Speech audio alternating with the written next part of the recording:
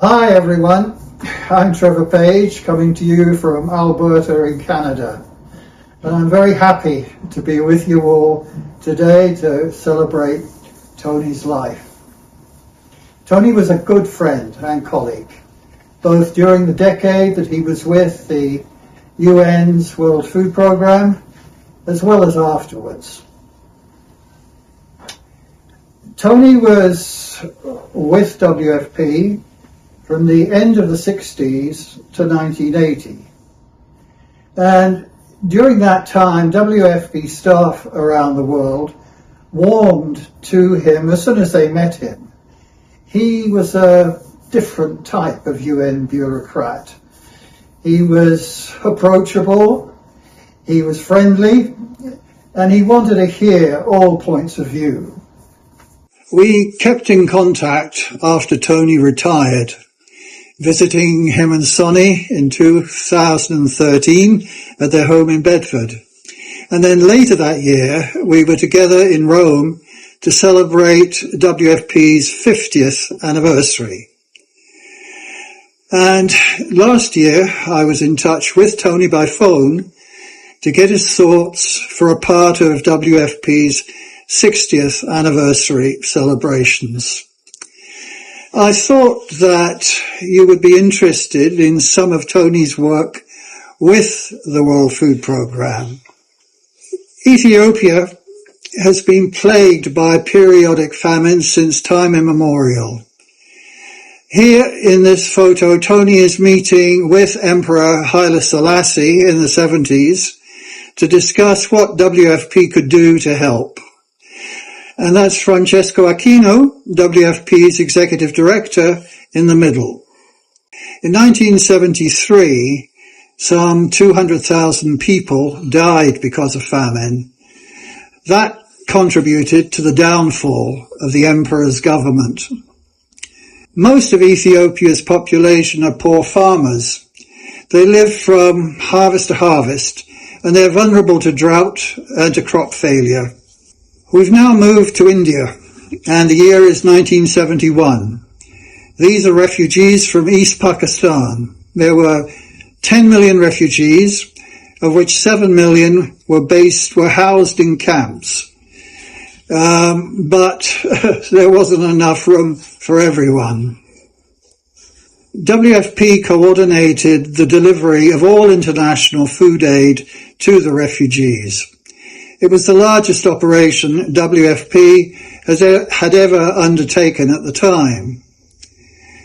After a short, sharp war between Pakistan and India, East Pakistan became Bangladesh, and the refugees all went back home. Now we're in newly independent Bangladesh, the country the late Henry Kissinger called an international basket case. This little girl is collecting her WFP family ration of rice. Too many people, not enough food. That's how Bangladesh was described in its early years. But what are these people in the photo doing? They're carrying baskets full of mud on their heads. Well, you can see better what they're doing in this photo. They're digging out the silt that has accumulated over the years, many, many years, in this clogged up irrigation canal. This is a drainage canal that has suffered the same fate. The workers are digging out the accumulated silt to rehabilitate the canal. Bangladesh is a riverine country located in the Ganges-Brahmaputra Delta, and efficient irrigation and drainage is crucial to rice production. The work is simple. All that's needed is a homemade basket, a local spade called a kodal, and manpower, lots of manpower. The workers, as many as 3 million of them, were paid for their work with food under WFP's Food for Work program. Now, Tony and I devised the national WFP program for Bangladesh together in the mid-1970s. These large-scale food for work projects had a major impact on reducing unemployment and hunger and increasing the country's rice production. Here's Tony presenting his views about WFP assistance at the 50th anniversary of the organisation at its headquarters in Rome. And you can see that he was capturing the attention of his colleagues on the podium. Of course, his number one supporter is sitting right behind him and probably whispering in his ear what he should say. No need to say anything about this one, except I'm sure you'll get a better lunch today than we did at the 50th anniversary of the World Food Programme. In 2020, WFP was awarded the Nobel Peace Prize. Tony must share in the credit for that in building WFP into what it has become, the world's largest humanitarian agency. But part of the reason for giving WFP the award was because it was, and I quote, acting as a driving force in efforts to prevent the use of hunger as a weapon of war and conflict, unquote. Here, WFP has a long way to go. Gaza, Sudan, and Myanmar are cases in point.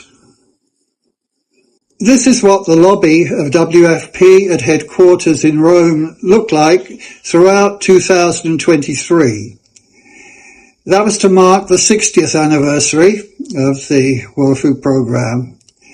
Although you can't see it very well in this photo, Tony's input is up there on the far left of the wall display under the heading 1960. But we do have a long way to go, and so does this boy in Sudan whom I photographed years ago. The hunger situation in the world is rising, not falling. And the war in Sudan and parts of its adjacent countries are fast becoming the world's number one humanitarian crisis. But this is how I remember Tony: a long life, well lived, and doing it his way. Okay, so thanks everyone, and enjoy your lunch. Bye now.